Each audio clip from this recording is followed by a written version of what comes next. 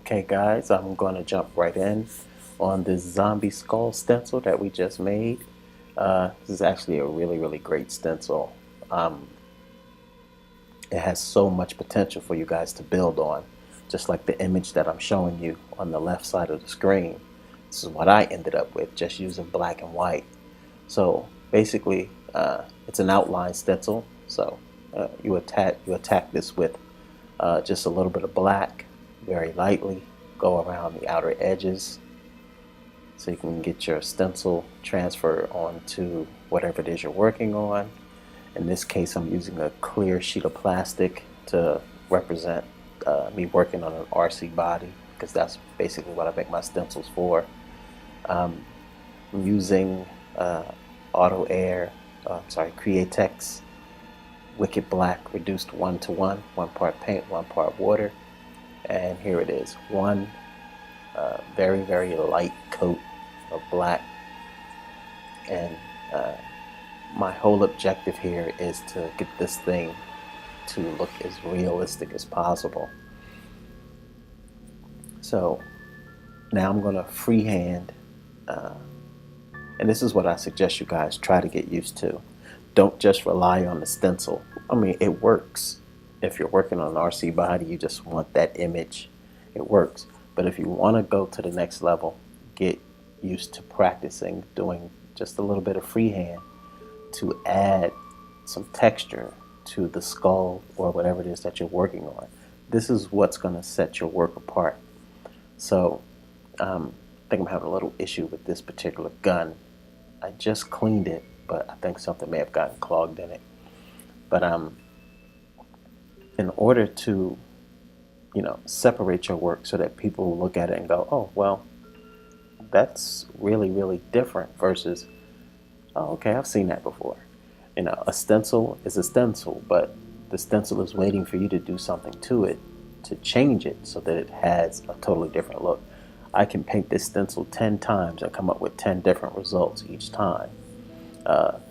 Whether it be different colors, different textures, eyes, no eyes, blacking out the teeth, which you can do. Just because they're there in the stencil doesn't mean you can't black them out.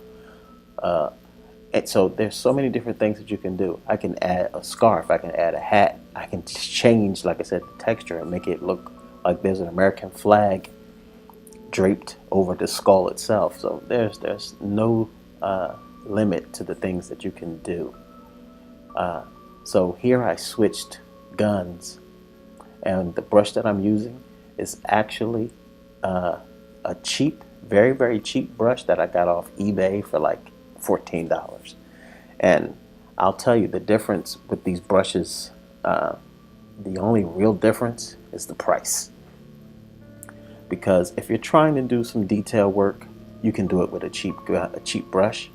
But mostly when you're doing airbrushing on cars, on RC stuff, you don't need a brush that's going to do all this fantastic detail like you would if you were actually doing a piece of art.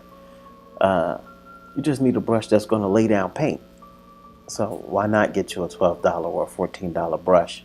They come with some really good stuff. You get hoses, you get needles, you get tips, you get quick change connector for 14 bucks, and then a lay down paint. All you gotta do is keep it clean.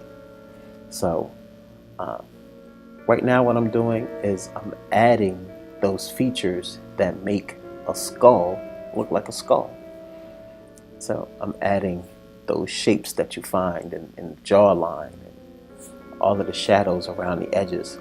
I'm quick to add in shadows and highlights, because this is what's going to make this skull look like it's round, that it's not flat, that there's some light hitting it from one side and some shade hitting it from the other. And this is what's going to really make the stencil come to life.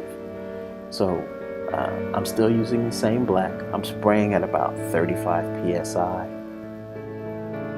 And for some reason, I don't know what the mixture is on this paint, I need to check it, but I'm getting tip dry, and that's very unusual.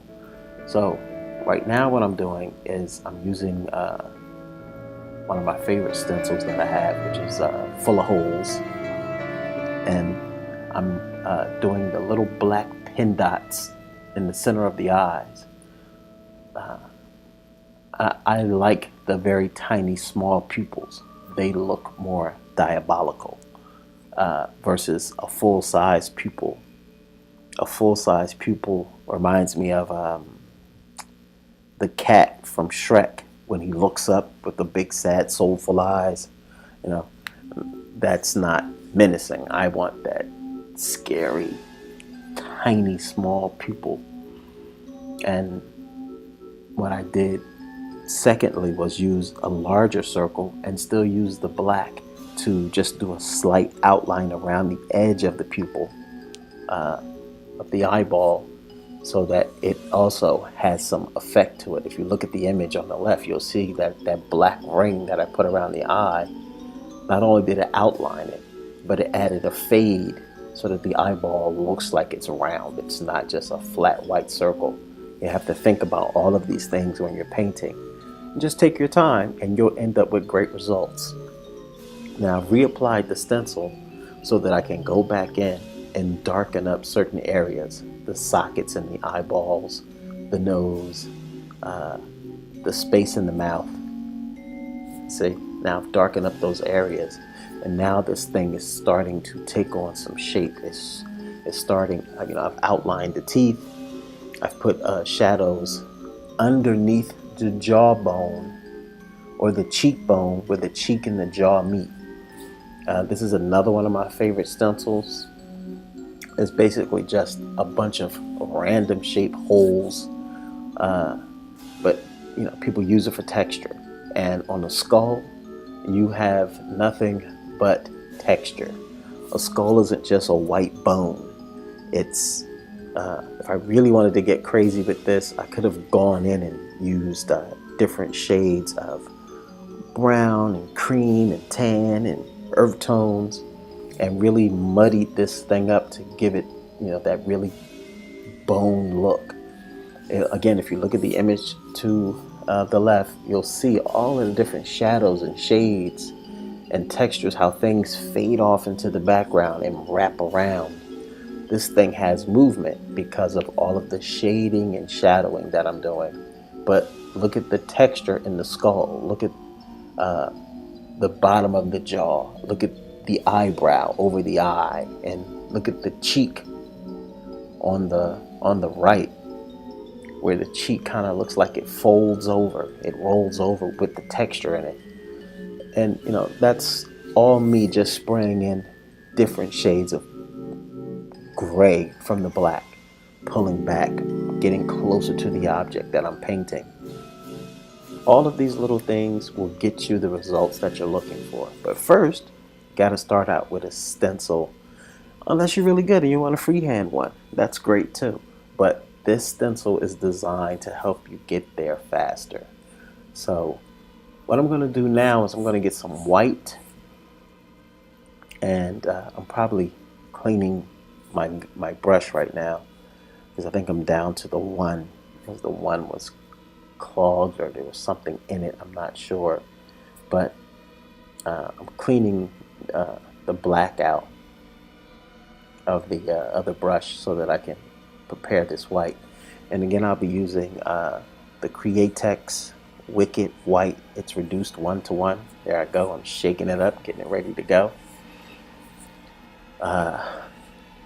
It's 1:1. Okay, so yeah, I'm back to the Eagle Talon. And now I'm going to do the eyes. I'm going in, since I already did the black outer circle, I'm laying down some white. And I'm not laying it too heavy, because my paint is reduced 1:1. It's very milky, very creamy. It's very light. And that's what I want, because when I go to spray my backing, my back color, I want that black to come through. It changes that crisp white to more gray tones, but you still see the white almost like a glow effect with the black when it hits it from the back. If you look at the image on the left, you'll see that it's grayscale, but the eyes are just a little whiter. They kind of pop. But if you look at what I'm painting now, you can see I'm concentrating white in certain areas. So they're a little bit brighter than the overall image that I'm spraying. I'm literally just fogging in the skull. I'm not really going heavy, except in certain areas that I want to pop a little bit more. Like those 3 front teeth on the right cheek, the right side of the jawbone on the bottom. Those are a little bit more intense because there's a light source that's coming from the right and from up top that's kind of beaming down. And you can see it hits the top of the right brow, it hits the top of the right cheek, it hits those teeth on that side, it hits that jawbone on the right. And then if you look on the left, like where the nose and the eye meet, just the brow itself is much darker. You can't even see the line where the nose and the eye on the left meet because of the shadow. Underneath the nose socket on the left, it's much darker. The cheek is darker. The jaw and the cheek where they meet almost fades away to nothing. You almost can't tell that there's something there. That is what's known as an illusion, but you can still see it even though it's dark, because you know that those teeth on the bottom left go back into the jaw, and you know there's more teeth back there because his head is turning. So it gives you that nice 3D effect. From a flat stencil to a 3D object. This is the goal. This is what I'm trying to teach you guys. Right now, I backed this thing in black, the same black, reduced 1:1. Sprayed a couple coats, and this whole thing took me about 13 minutes. It wasn't long. It didn't take a lot, and I'm only using 2 colors. But imagine if I used 4 or 5 different stencils similar to this, and I did this same type of work, and I just laid all these skulls together.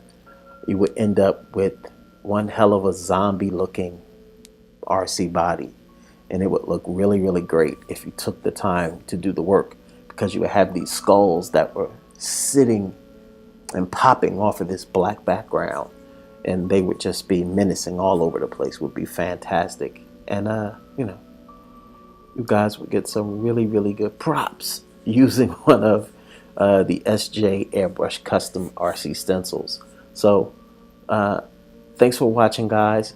There are the links there. I don't think they're actual links, but there's the information for the eBay store for this particular stencil. And you can find me on Facebook at SKJRC. Again.